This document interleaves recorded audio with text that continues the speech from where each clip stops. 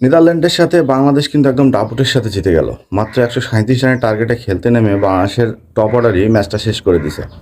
এখন কথা হচ্ছে, এই নেদারল্যান্ডের যে অবস্থা দেখলাম বা নেদারল্যান্ড টিমটার যে অবস্থা দেখলাম, তারা তুলনামূলক শক্তিশালী দিক থেকে অনেকটাই পিছিয়ে, এটা আমরা বলতে পারবো না। নেদারল্যান্ড কিন্তু টি-20তে কম বেশি ভালোই খেলে, কিন্তু নেদারল্যান্ডের যে ব্যাটাররা বাংলাদেশের বোলিং লাইনআপের সাথে দাঁড়াইতেই পারে নাই। আমাদের মুস্তাফিজকে 11টা ডট বল দিছে, তাসকিনতে বল তো তারা মারতেই পারতেছিল না। এমনকি আমাদের যে শরীফুল ছিল তার বলও তারা খেলতে পারতেছিল না। তো স্পিনারদের কাছে তারা একদম দিশেহারা। উইকেট কিন্তু একদম ফ্ল্যাট ছিল, উইকেটের দোষ কিন্তু কেউ দিতে পারবেন না, বা মুইরিপেও কিন্তু খেলা হয়নি। সেখানে বাংলাদেশের ব্যাটিং বোলিং ফিল্ডিং যে দিকটাতে ধরবেন বাংলাদেশ কিন্তু খুব সুন্দর করছে।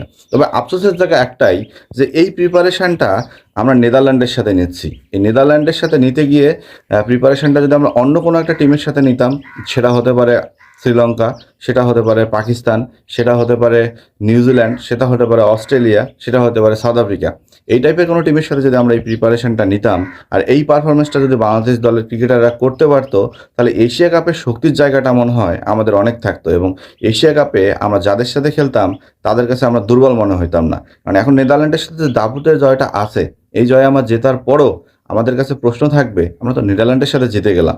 দেখবেন এশিয়া কাপে যদি খারাপ করি, তাহলে এই টপিকটাই আসবে যে আমরা নেদারল্যান্ডের সাথে জিতে এশিয়া কাপের প্রিপারেশন নিয়ে খেলতে গেছি।